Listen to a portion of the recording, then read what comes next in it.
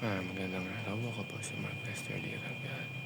Ito po ang aking daily devotions ngayong March 5. Women for Great Missions, Deborah. Tinalakay po ni Pastor Russell Ocampo sa 365 Daily Devotions. At ang Bible verse po yung araw ay galing sa Judges chapter 4. Sabi po ay, "And the people of Israel again did what was evil in the sight of the Lord after Ehud died. And the Lord sold them into the hand of Jabin, king of Canaan, who reigned in Hazor.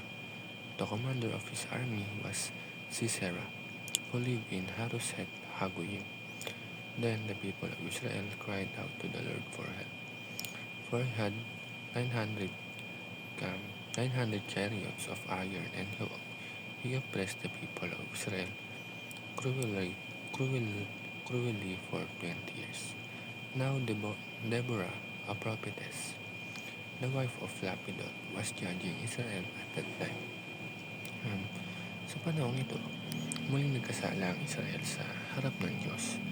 Dahil dito, pinahintulutan ng Diyos na sila ay mapasailalim sa hari ng Kanaan na si Jabin, at ang kanyang hukbo ay pumunuan ng makapangyarihang commander na si Sera.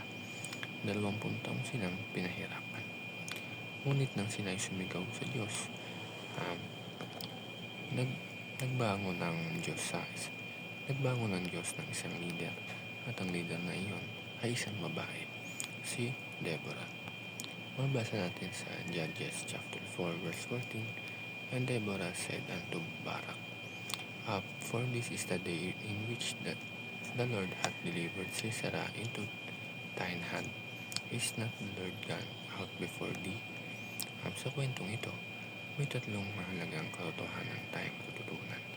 At yan papasok ang ating first teaching, which is God uses women to accomplish great missions. Si Deborah ay isang propetisa at hukom ng Israel. Sa panahon na karamihan sa mga lider ay lalaki, ginamit ng Diyos ang isang babae upang pamunuan ang kanyang bayan. Ipinakita nito na sa gawain ng Diyos, hindi mahalaga kung ikaw ay lalaki o babae. Mahalaga kung ikaw ay handang gamitin ng Diyos. Maraming kababaihan sa Biblia ang ginamit ng Diyos sa dakilang layunin. Si Deborah ay patunay na ang Diyos ay gumagamit ng sino mang may pananampalataya at tapang na sumunod sa Kanya.